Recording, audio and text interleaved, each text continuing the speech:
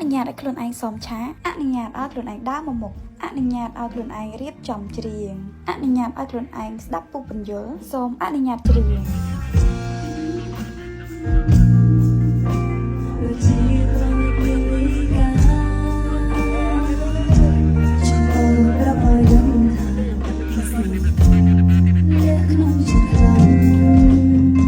សូមអនុញ្ញាតនិយាយបែបធម្មតាវិញ